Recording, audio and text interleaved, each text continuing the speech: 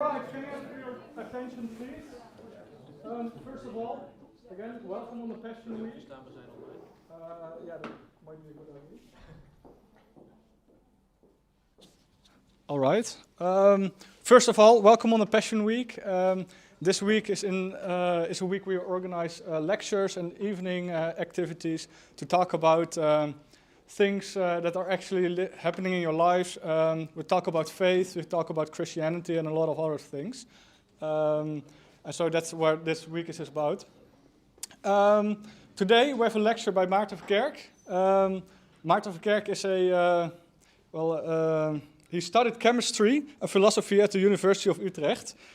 He received his PhD in technology at the University of Twente.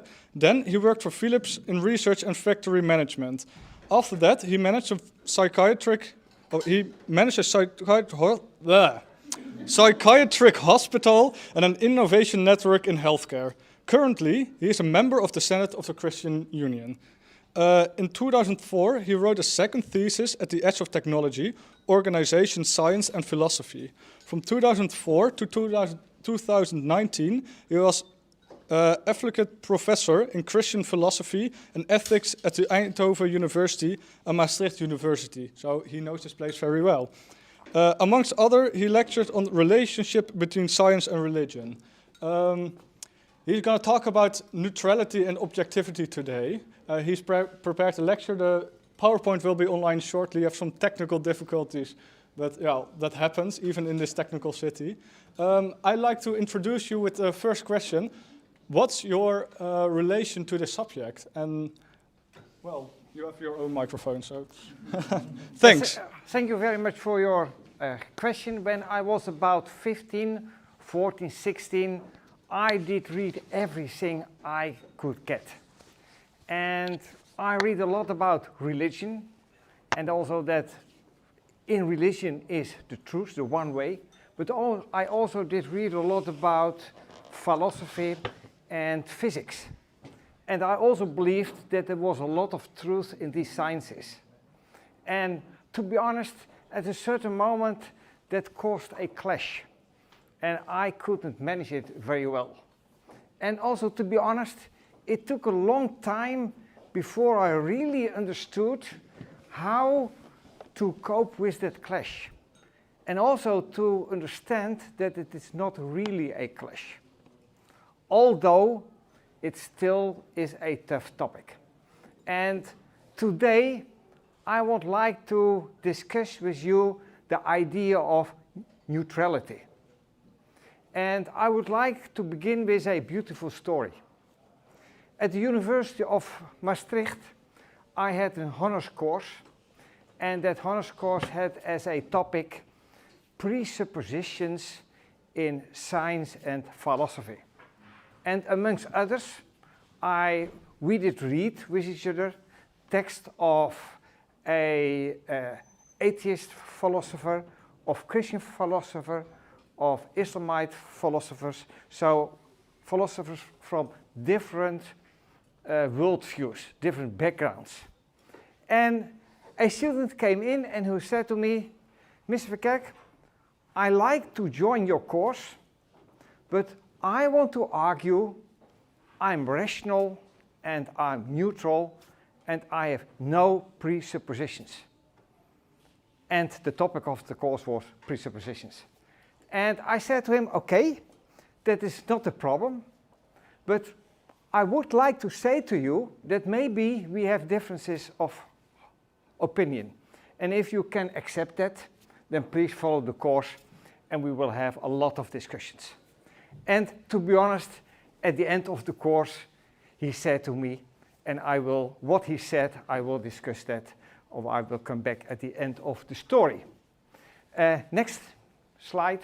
So the question is a neutral position in science and technology, is that possible?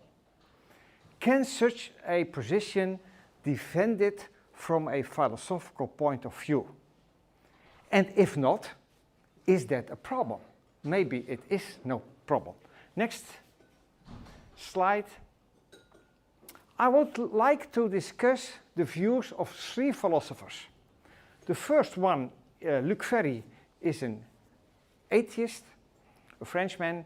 Herman Dooyeweerd is a Dutch philosopher, and Said Nursi is a Muslim. Next slide. First, I would like to discuss Luc Ferry. Here you see a picture of him, and a couple of years ago, he wrote the book Learning to Live, a User's Manual. And I think the title of the book is very nice. He says, philosophy is like a user's manual. It helps you how to live. Next one. And he says, why philosophy? He says, okay, there are three arguments. First, philosophy helps you to understand the world in which we live. The second one, it helps us to live in a better and more free world. So it's also about morality. And the last point is, it helps us to cope with our mortality. I think these three items helps us to understand that he says that philosophy is a user's manual. Next one. And one of the most important questions he asks, he's saying, if we look back to the history of Western philosophy, and now I really talk about Western philosophy, not Chinese or African, but Western philosophy. Is that a history of continuity? Or is it a history of discontinuity? That means how to understand our philosophical past. And he says, if we want to answer that question, then we need to ask three questions. How to understand the world in which we live, and what is the order of the world? How to think about reality. The second question is, how to behave ourselves in this world? And that is about ethics. And the third question is, why do we live? Does our life make sense? And that's a question about meaning, about wisdom, about salvation. And what Luc Ferry says, if you want to understand the history of philosophy in the Western world, you have to ask these three questions. Next slide. And what happens if you ask these three questions? Luc Ferry states there are three ruptures in history. Three ruptures. So the history of philosophy in the Western world is not a history of continuity, but there are three big discontinuities. The first one is between Greek philosophy and Christian thinking. The second one between Christianity and modernity. And the third one between modernity and postmodernity. I will show very shortly why he is saying that. I will skip the discussion about Greek philosophy and start with Christianity. Next slide. If we look to these three items, the question about the order of the world, the question about ethics, and the question about salvation, then in Christian thinking it's quite clear this reality finds its origin in God. God, the creator, and there is a divine order. From an ethical point of view, two things are very important. The first one is the ego dignity of human being, where you are from, who you are, what you are. Everybody is equal. And that's the idea that man has been created in the image of God. And the second point for ethics is very important, the law of love. To love God and to love each other as you love yourself. Yes, that is the main commandment. And the third idea about salvation is the idea that love, the love of Christ, is stronger than death. And also the idea of a personal immortality and the resurrection of the flesh. So if we look to the ideas of Christianity with these three questions from Luc Ferry, roughly these are the answers. Next one. But, and now's the but, if we go and investigate modernity, of enlightenment, of positivism, which name you want to use. Mostly we talk about modernity. Then you will see that there is a rupture with the answer given on these three answers. Next one. First about theoria. There's also a radical rupture. In Christian thinking, the order is a divine order. In modernity, the order of reality is a human construction. It finds its origin in the ratio of human being. And if you go to ethics, there also is a big shift in comparison with Christianity. In Christian thinking, basically the ethics has its origin in God and the way God created human being. In modern thinking, ethics finds its origin in the human ratio. And it's also believed in modern thinking that man is free, but also man can be perfect. If you educate man well, then man will become perfect. And the third item about salvation is the idea there's also a radical rupture because all salvation is in this life. Yes, it is salvation by science and technology. So we see if we apply the three questions of Luc Ferry, we find that there is between Christian thinking and modernity, there is a rupture. Next one. But now we find also that between modern thinking and postmodern thinking, there's also a rupture. And often people say the time we live now is a postmodern time. Yes? And I would like to tell something about that. I think that the guy, let me say, who started postmodern thinking is Nietzsche. Nietzsche is a very challenging philosopher and it's rather difficult to understand him. In his view, reality is not God-made, is not human-made, but the order is not a divine order, is not a human order, but he says it is all type of forces. Yes, there are active forces when I really can function as an active subject, and there are reactive forces. Yes, the fact that you are here, in his view, is a reactive force. Yes, because I am here, and I'm here because you are here. And he says what is important, and now we go to ethics, is the idea of the grand style. Yes, live your own life in full freedom as an individual. Let no one have any reactive influence on you. Be active in full freedom. And the salvation is also in this life. And the salvation is live your life in such a way that you want to live it again. And he promotes that you live your life in such a way that there's no place for any regrets or any remorse, except life as it is. Amor fati, and live in full freedom.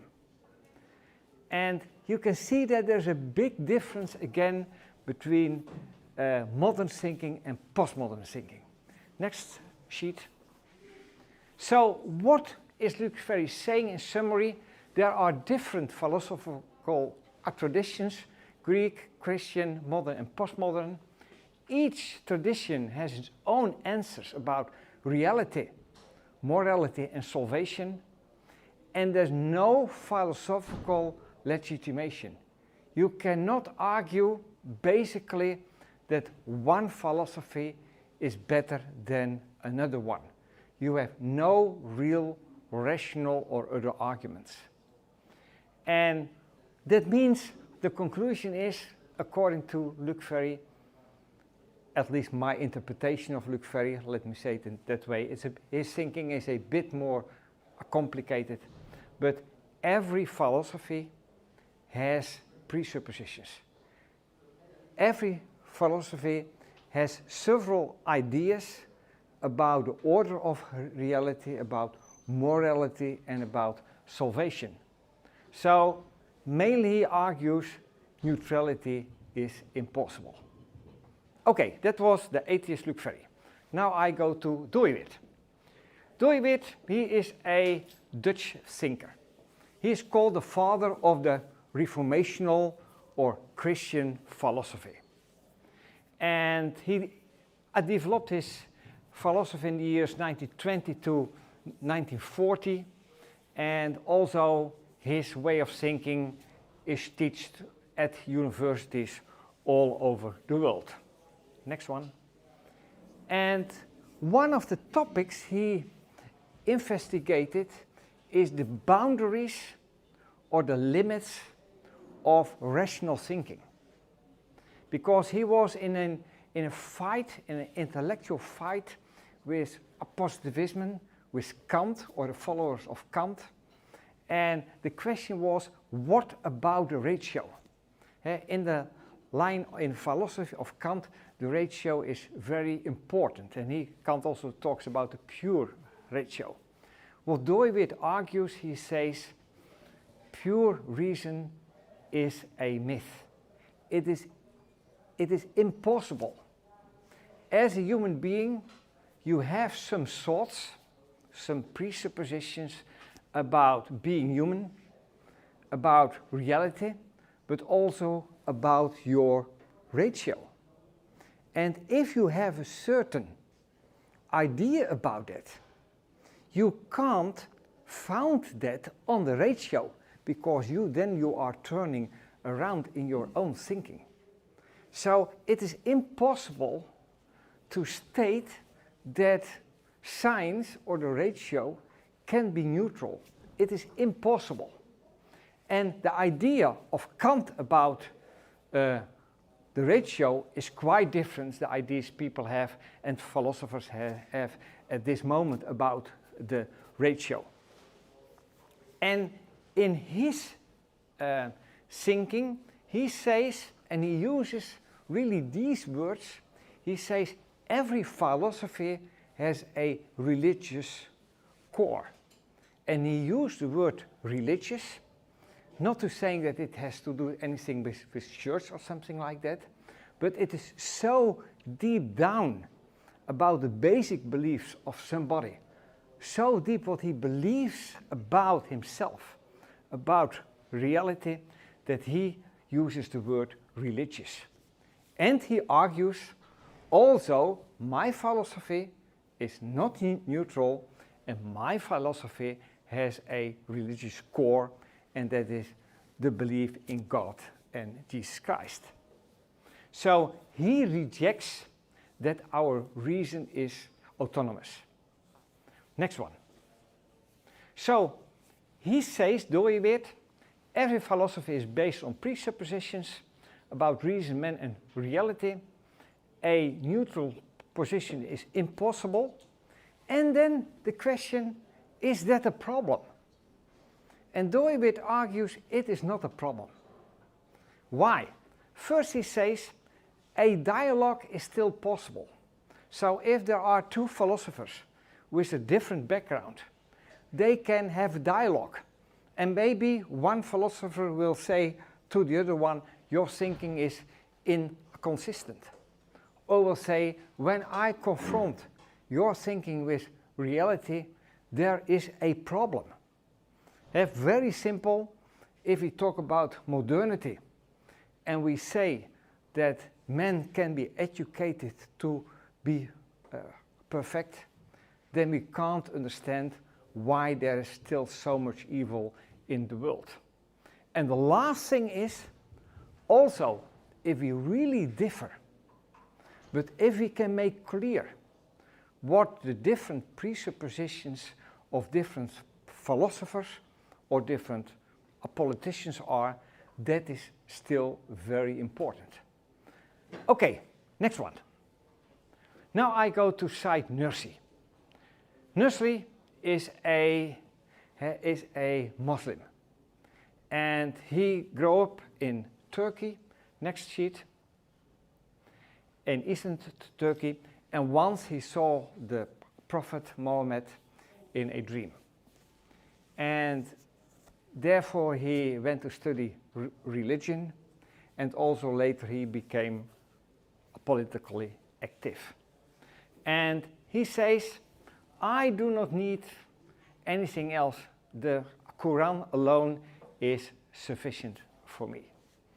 And Nursi believed that Muslims and Christians have to cooperate together to fight against what he calls an aggressive atheism. Next slide.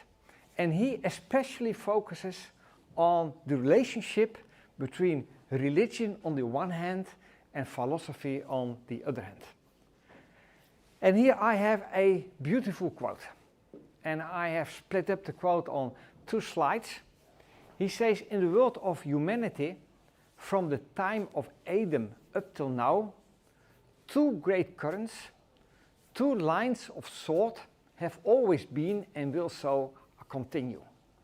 Like 2 mighty trees, they have spread out their branches in all directions and in every class of humanity.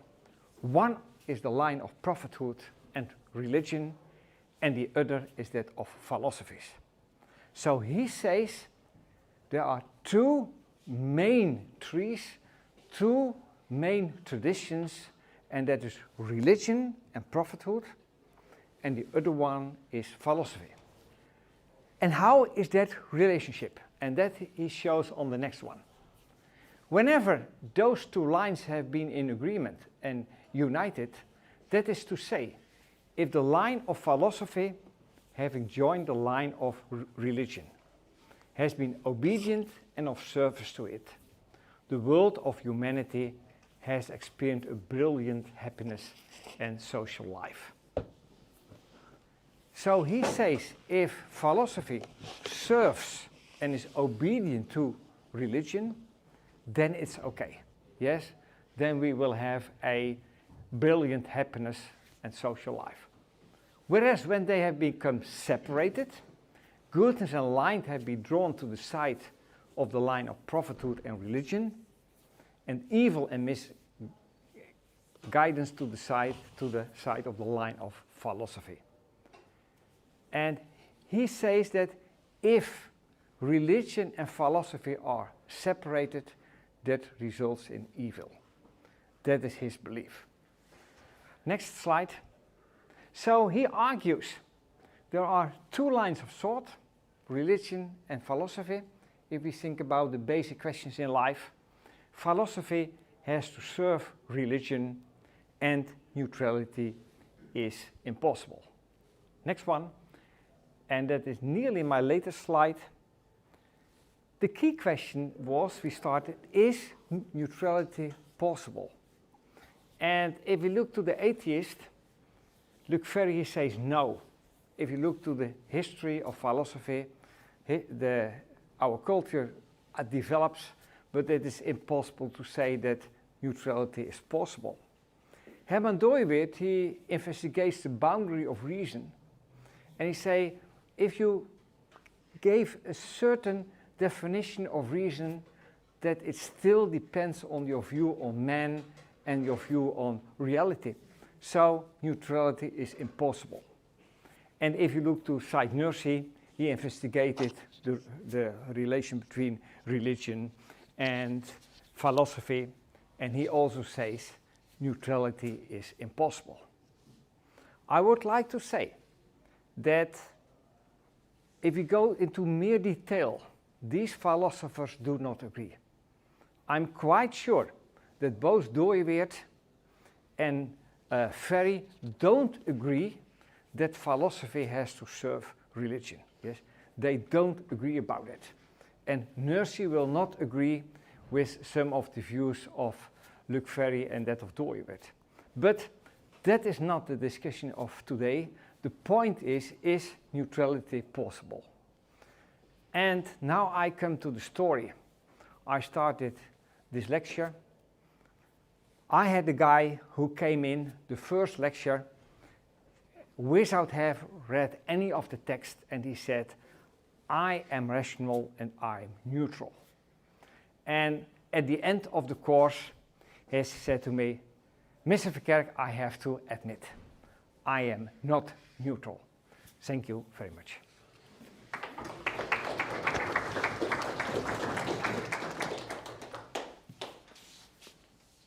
All right. We've seen that there are no questions online yet, but that isn't a big problem. So first order of business, if anyone wants a second round of lunch, you're free to get it right now during Q&A. We have to leave this room in 15 minutes, so we don't have a lot of time to spare. Is there anyone with a question?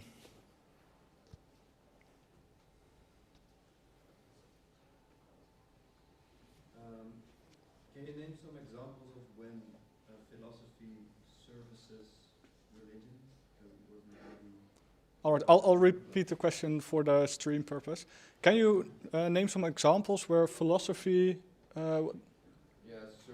services how science and religion? Yes, I think, let me give one example. And that's a very, let me say, a very famous example. There are scientists who say all what we think, all what we see, can all be reduced to biological processes or physical processes. Dooyeweerd, he was a Christian philosopher, has developed a certain theory that is a theory of the modal aspects, and he argues that it is impossible. He says, for example, human beings have emotions, and these emotions cannot be reduced only to biological processes. It is more. Human beings can enjoy beauty.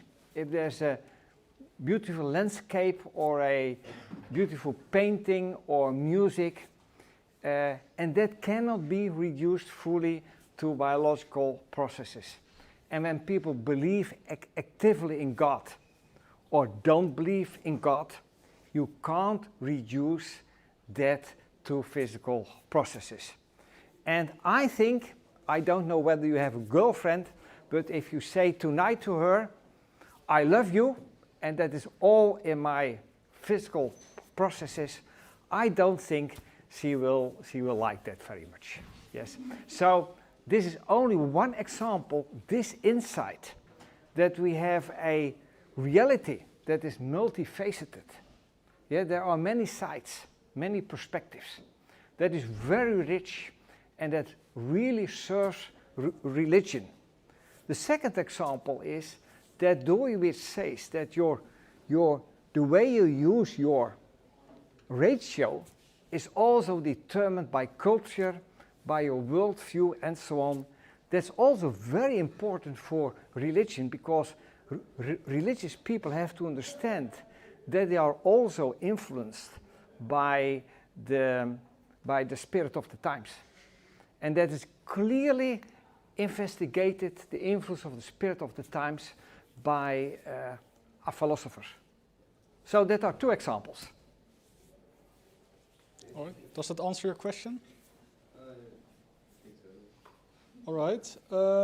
Because of time, we have a little of on the next dia. We'd like to invite you to the other activities this week. This evening we have a game show where we have some free beer tasting, so be welcome at the Domstraat 6. And every day this week, except for Friday, we have a free lunch lecture. So be welcome to join us again. Well, you probably all have seen the times already, but be welcome. On the next slide, if you want to know more, we offer you the ability to get a coffee with someone from our Students Association. You can just ask some questions, have a nice talk. It's either possible to contact us via Student Alpha, or just wait after the lecture and just join us in Hubble for a cup of coffee if you want to talk right now. Furthermore, we have a lot of uncover books on your tables. You're free to take them home. If you want a different language one, we have a lot to spare. So if you want one and you don't have one, please ask any of us with the sweater on. We know where they are. Furthermore, if you're interested in exploring Christianity, we provide the Student Alpha. The Student Alpha is a course where we have 10 evenings in which we dine together and talk about Christianity and explain what it is, explore what the depths are of Christianity. So you're welcome to join us for that as well. And at last, on each of your tables are a lot of evaluation forms. We'd like you all, even people from Ichthus, to sign the forms, give us some feedback on how things went. If you're interested in knowing more or getting to know people from us, you can leave your contacts behind and we'll contact you. Thank you all for being here, and hopefully we'll see you next week, or next day, or other time in the week. Thank you. Just one thing.